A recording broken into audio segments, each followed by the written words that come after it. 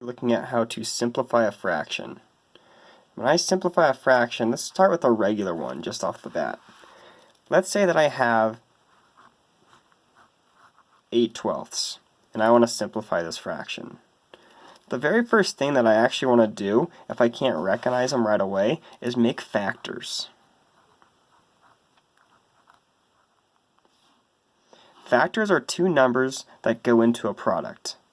So I'm going to take at my factors, and I'm going to look at 8, and I'm going to look at 12. So I'm going to put 8 here, I'm going to put 12 here. Now as I look at these two numbers, I really want to find out what my factors can possibly be. So again, I'm going to be looking at two numbers that make that product. Over here, I'm going to start with 1, and 1 goes into 8 times. I then move in chronologically. 2 goes into 8 4 times. I go to 3, and 3 doesn't work, so I'm not even going to put it in there. Then I go to 4 again, and I just thought about that, where if I already wrote my number, I don't need to do it again. So since I went 1, 2, 3 didn't work, and I went up to 4, since 4 is already written, I have all the factors of 8 already down. That means the factors of 8 are going to be 1, 2, 4, and 8.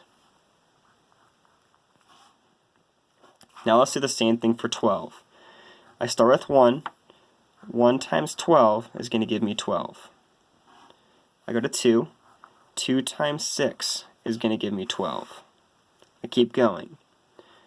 3 times 4 gives me 12. Since my next number would have been a 4, I don't need to write it again because I've already written it once. That means I have all the factors I need to. So all the factors of 12 are going to be 1, 2, 3, 4, 6, and 12. I now want to look and see what is my greatest common factor. On here, my 4 ends up being my greatest common factor. So I'm going to go back up to my problem, and I'm going to delete and divide 4 on both sides. In doing so, I'm going to get an equivalent fraction that has smaller numbers. 4 goes into 8 2 times.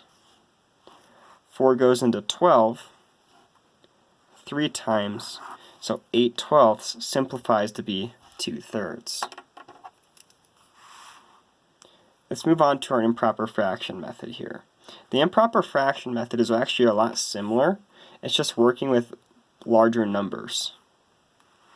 And it's a little bit different because I want to find a little bit more of a difference. So let's say that I had 22 over 5.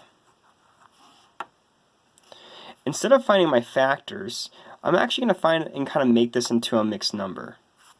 To do so, I can do this two different ways.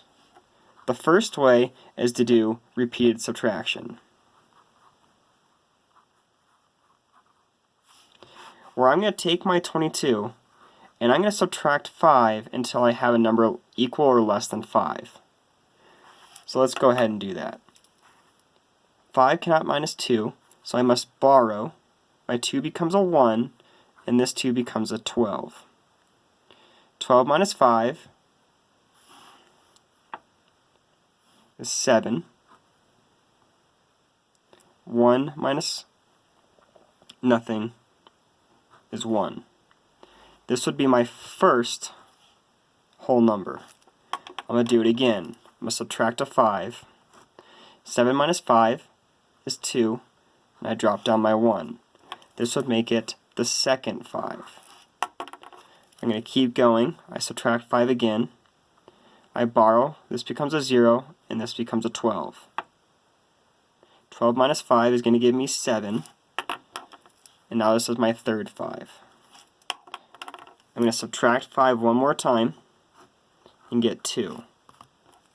This will become my fourth 5 that I used. Since 2 is no longer greater than 5, I am done. So I have 1, 2, 3, 4 times I used my 5. I have 2 left over, and my denominator is never going to change. It's going to stay the same. That is one way to look at improper fraction. The second way to look at it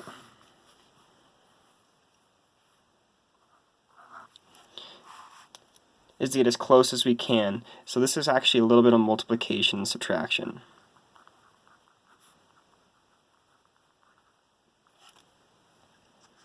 Now I know that I have 22/5. I want to multiply my 5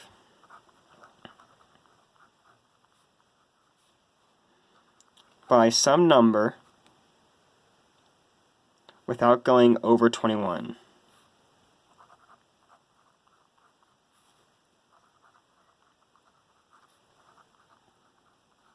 Or sorry, without going over 22. So I think to myself, 5 times some number is going to give me something less than 22. Well, I know that I have 5, 10, 15, 20, and 25. 25 is too much, so it took me 1, 2, 3, 4 times to get there. It took me 4 times to get there. I'm going to use this 4 as my whole number.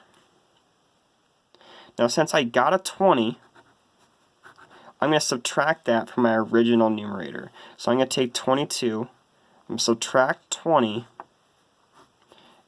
2 minus 0 is 2. 2 minus 2 is 0. This is going to be my leftover, or my remainder, which is going to be my numerator, and my denominator stays the same. Both ways will work. And that's how you simplify a fraction.